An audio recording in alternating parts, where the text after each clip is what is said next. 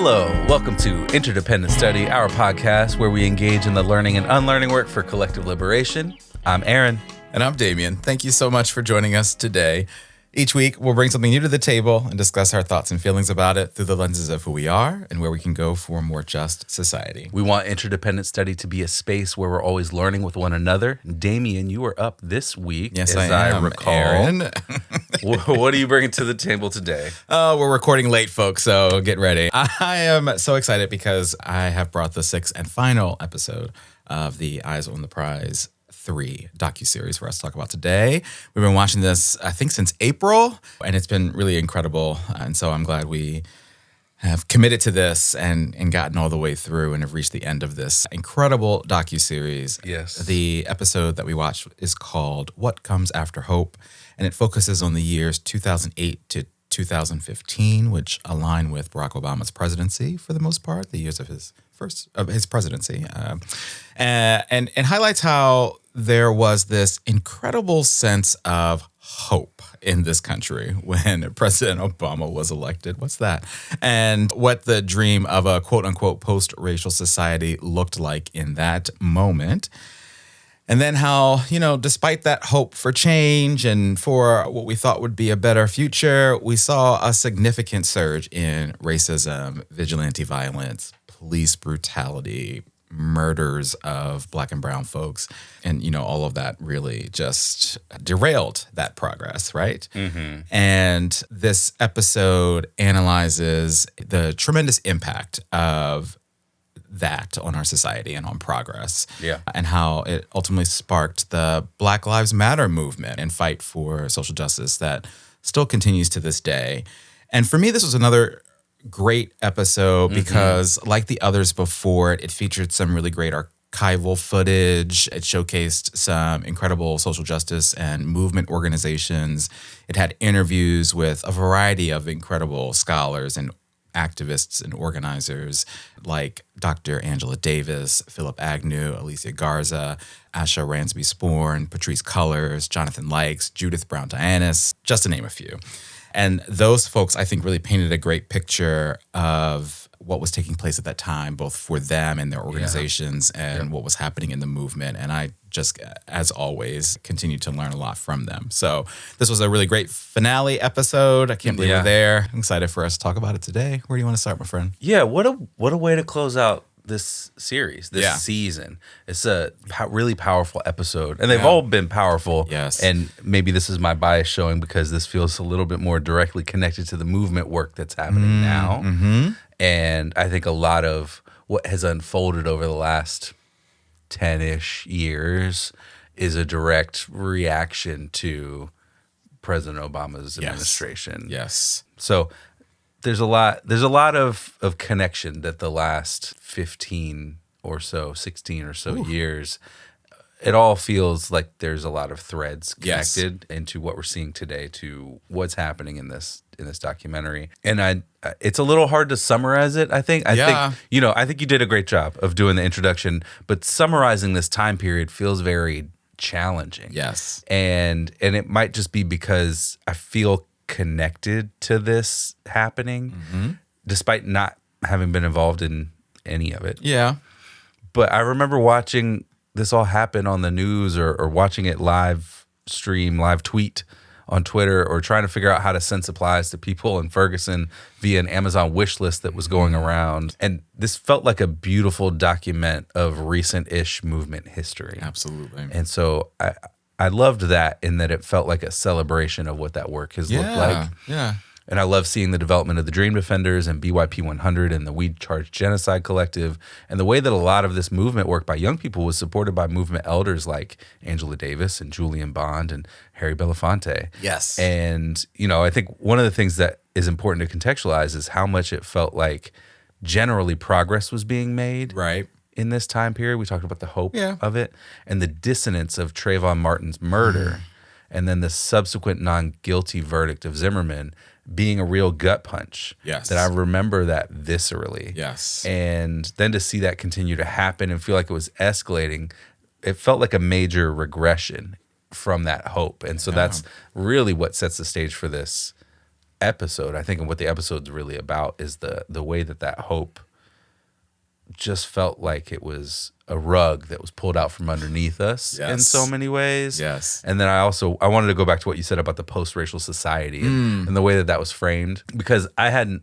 that always felt like a joke to me. Not a joke. Yep. But like, okay, that's not real. Yeah. That's not real. We just elected this man to be president, but it doesn't mean everything's fixed. He fixed everything. So on reflection, like looking at the footage of people talking about it, I thought, oh, well, yeah, this was a narrative put out by conservatives. Mm-hmm. So that it became very clear again. I haven't thought about this concept in many, many years. Right. And so to be confronted with it again and then to look at who was saying it, I thought, oh, well, yeah, that is the narrative that they would put out. I was like, you can't talk to us about this anymore because Absolutely. look what y'all did. And so, yeah, I wanted to name that, to bring back and think about what my reflection was from watching people talk about post-racial society, particularly in the context of this episode of this documentary series. No, I'm with you on all of that. And particularly, I love your thought about being connected to it. And I think that's probably part of what I was feeling in this, because I was kind of struggling with all of my thoughts and feelings and reactions to this episode, and like how I might talk about that with you here today, right? Because for me, it was such a profound time in our lives, in our history, specifically thinking about President Obama being elected for the first time and being a Black man and all of that. And so in a lot of ways, this episode was a walk down memory lane, especially at the beginning. And so in the beginning of this episode, many of the organizers and scholars who were featured in it talk about their personal reactions to Barack Obama being elected president for the first time. And I was fascinated. So Dr. Angela Davis said it was the first time she had ever voted for a major party candidate. And I was like, whoa. Yeah. Jonathan Likes was a volunteer and was actively engaged in and involved in Obama's campaign. And he talked about how it was seemingly unfathomable to think that a Black man would ever be president of America. Yeah. But it had finally happened. Judith Brown Dianis, who was in the previous episode, and so I was really excited to see her again. She said something to the effect of, he made us dream about a different country, the idea that we had changed enough to have a Black president.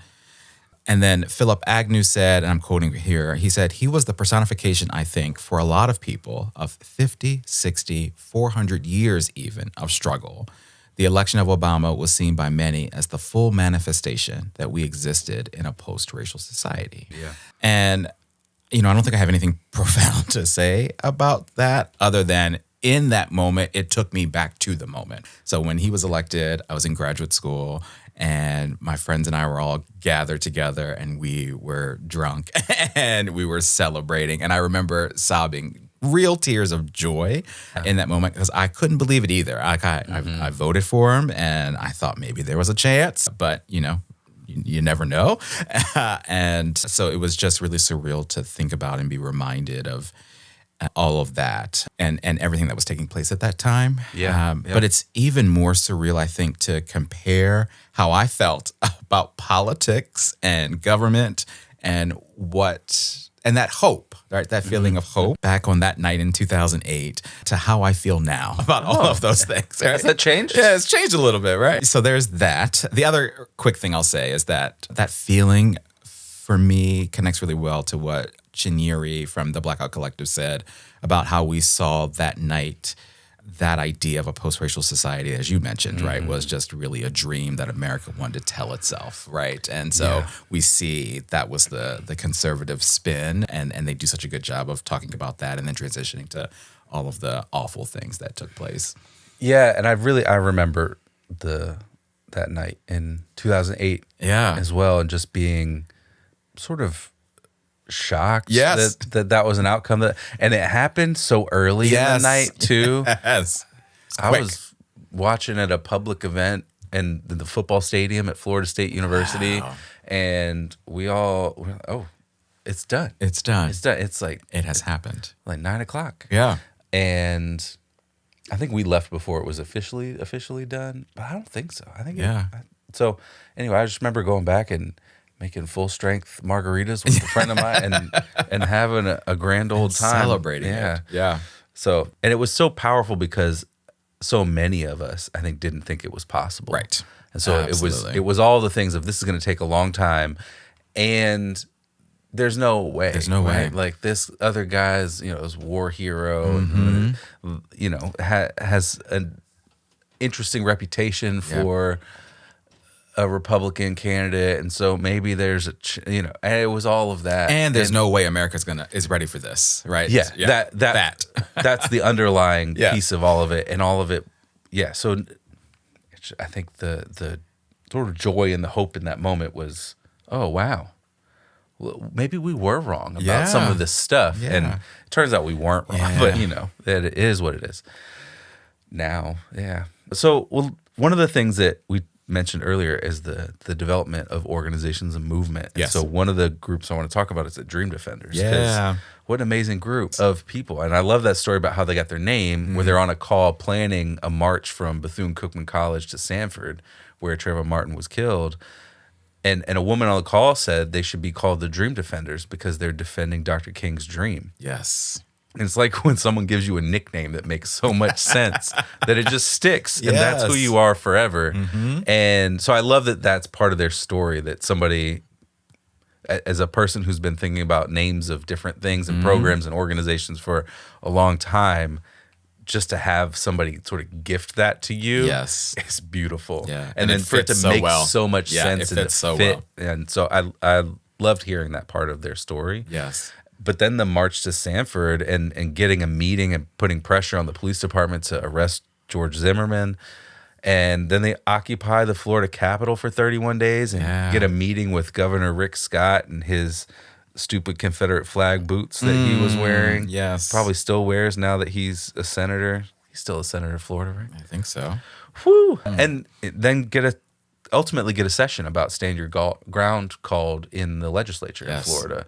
And so they're doing a lot, and they're learning how to do it at the same time.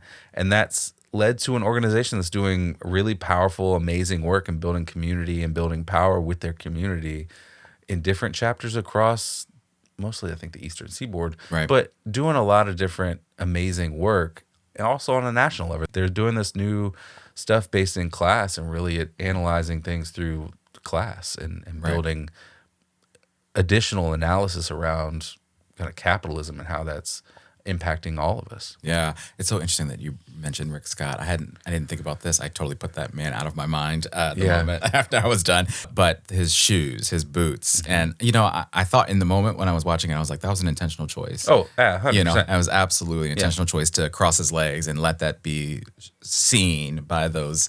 By the Dream Defenders, and to know kind of here's where I stand. It was a power move, it was a tactic. So there was that piece, but I'm with you. I loved learning more about the beginnings of the Dream Defenders in their early days and seeing where they started and where they are, and to see where they are now in the work that they're doing and how they've learned from their early days and continue to build on their work. It was just incredible to see. So I love that. I think for me, I had an emotional connection and response to this episode in so many ways. I talked about Obama earlier. One of the things that I was struck by in this episode was the recounting of all of the police violence and vigilante violence that was inflicted on Black people during these years. So this episode featured discussions of Oscar Grant, who was the 22-year-old Black man who was killed on New Year's Day by a transit police officer at the Fruitvale station in Oakland. In 2009, right before the Obama inauguration. You mentioned Trayvon Martin's killing in 2012 at the hands of George Zimmerman, and the episode spends a lot of time on that case. They also mentioned Rekia Boyd, who was 22 at the time that she was killed by a Chicago police officer. There was also the story of Dominique Franklin Jr., who was known as Damo, speaking of nicknames, by his friends and his family. He was tased by Chicago police in 2014 and ultimately died. There was Michael Brown also, who was only 18 years old when he was killed by the Ferguson, Missouri Police Department. And that sparked the uprising that took place in Ferguson, which was another big focus of this episode. And so for me, this episode was pulled my heart in so many different directions. That the high of that, reliving that moment of Obama first getting elected, to just walking back down memory lane of all of these folks getting murdered by the police and vigilante violence. And, you know, it also made me think about how there's so many other names and so many other people that, you know, lost their lives and were victims of this kind of violence, vigilante and state violence. And, you know, how they're a huge part of the reason why the fight still continues to this day. You can't name them all. No. In this documentary. And those murders extend beyond the years that this episode focuses on. Yeah, and continues to today, Yeah. where, you know, police killings are happening at a higher rate than they have before, and it continues. So, yeah, I think, you know, you talked about Ferguson. That was a huge moment. It's another huge moment in this documentary, and I think it stands out too in my memory of, okay, especially the rug being pulled out from under us about hope and what this country wanted itself to be. And it goes back to that quote about, you know, that really just being a story that America wanted to tell itself about who it was. Yep. And all of these things really being reminders of who America actually is. And I remember the news about Michael Brown and the reports about his killing was horrific. It's left him in the street for hours, and it's just depraved behavior. And the protest movement to demand justice for him was another collective moment that led so many of us to realize that there's not justice in this justice system. And I think the non-indictment of Darren Wilson led so many of us to learn that this system is stacked against us. Yes. Collectively, particularly Black people as the disproportionate target of the system, and also they have qualified immunity for any of us. And so the threat really aligns with white supremacy, and so that's kind of where that happens the most. And, you know, qualified immunity for cops was like stand your ground in the Zimmerman case. Yes. But you could do even more to shield officers from facing any kind of legal repercussions for their behavior on the job. Yes. And I think that was a precursor moment when a lot of folks, myself included, realized that this militarized version of our police forces could and would show up to suppress people however they saw fit. I remember seeing tanks rolling down the streets in Ferguson and all of that imagery really being seared into my mind. Yes. I think I will remember seeing that on the news, on Twitter forever. Yeah. And it's been a hugely impactful thing, and now we're seeing it continue with so many other places and so many other things, and ICE raids in Chicago, and different ways that militarized police force has shown up and you know, federalized now as well. So it's a lot that's all baked into that moment. Yeah, it was really surreal, and I think you're right. It's baked into all of our memories because it felt like, you know, it was not the first, but one of the first times it felt like it looked like a war zone in our streets. And there was, you know, obviously a lot of comparisons there to what was taking place in Palestine and just all of that was so, as you said, just insane to see. Yeah. And I think it did mobilize so many folks to say no. Yeah. And we've got to stand up against this. Yeah. Or at least planted a seed to be like, oh, that's not right. That's not right at all. And yeah, so what does that mean for us as we move forward? Because this isn't right. Yeah, absolutely. Well, that feels like a moment to shift our conversation to application. So how does this episode and our conversation about it apply to our everyday lives and work? You brought up the Dream Defenders earlier, and one of the things they highlighted in their story about their fight in Florida that you brought up was that they reached out to the Advancement Project for support. And I loved that. They recognized that they needed additional support, and they connected with another organization to get it. And I think that's a huge takeaway from this episode and something that all organizations can and should recognize and learn from. And so the Advancement Project provided legal, communications, and organizing support for the great work that Dream Defenders was doing. And one of the things that Judith Brown Dianis from the Advancement Project said that really stuck with me was, quote, "We cannot win racial justice in the dark." Yeah. And I think she said that in relation to the communication support that the Advancement Project was offering to the Dream Defenders to amplify their efforts and to make sure that the entire country knew what was taking place in Florida in that moment. But I think that quote in particular, and especially as I think about the world we live in now and all that is taking place right now, and even thinking about what took place this past weekend with the No Kings March, I think that quote applies more broadly than just this situation. Yeah, absolutely. I think, can't win racial justice in the dark, and you can't win it alone either. I think that's that big lesson too, is finding your coalition, finding your people who's going to support you. Absolutely. So my application comes from one of the closing quotes of this episode, and this time it's from Philip Agnew. He says, quote, "Freedom isn't passed down in your blood. It has to be fought for every generation.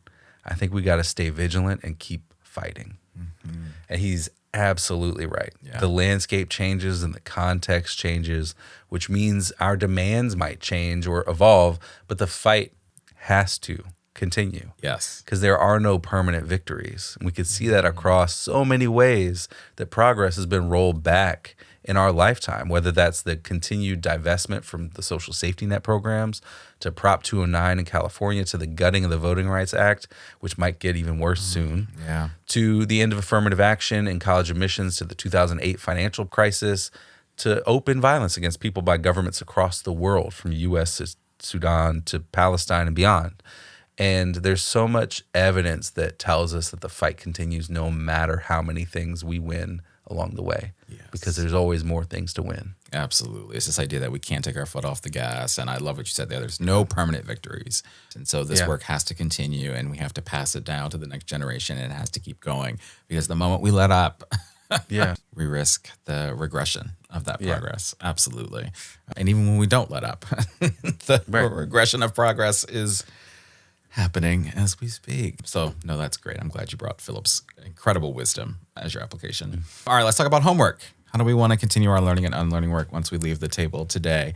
There were, and I'm glad you mentioned them because I failed to do so at the start, but there were a number of organizations and grassroots initiatives that were featured in this episode, like the Black Youth Project, the Blackout Collective, We Charge Genocide, Students Against Mass Incarceration, and of course, Dream Defenders. And, I follow Dream Defenders on social media. We've talked about them a few times here on the podcast and their work, but I want to dig into all those other organizations and see what they've been up to recently, and how we might be able to continue our learning from them and their more recent work, and maybe even amplify their work a bit. So, what about you? Yeah, that's great homework. And my homework is to go back and read that We Charge Genocide report that they took to the UN.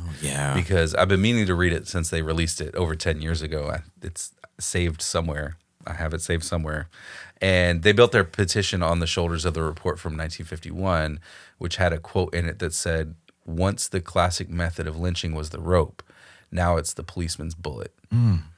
So I want to read that because, I think understanding how policing in the United States is connected to some of the legal frameworks around genocide is really massively important to our understanding of how these systems are built for control rather than for what they tell us is protecting and serving. Absolutely. And we've seen so much of the evolution of that violence and that control, even right now, today. And so that would be really great to read. Absolutely. I love that.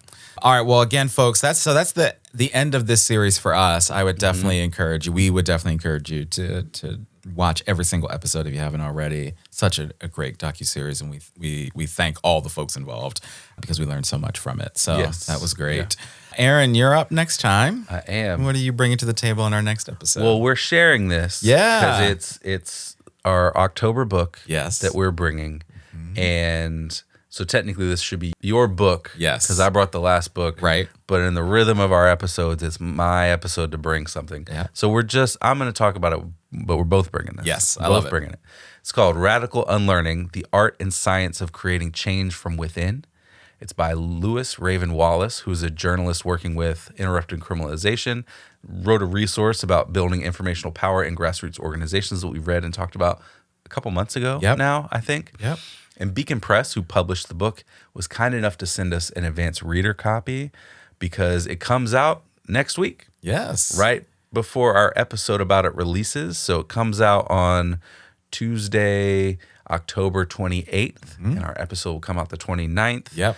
And so many, many thanks to the team at Beacon Press for saying, yeah, this sounds like we can send you an advanced reader copy. Yeah. And so very grateful to them for giving us a chance to read this book. Absolutely. So the blurb from the webpage about the book says, quote, "Radical Unlearning explores the many pathways by which people free themselves from feedback loops in their daily lives that are dangerous, supremacist, or simply no longer serve them.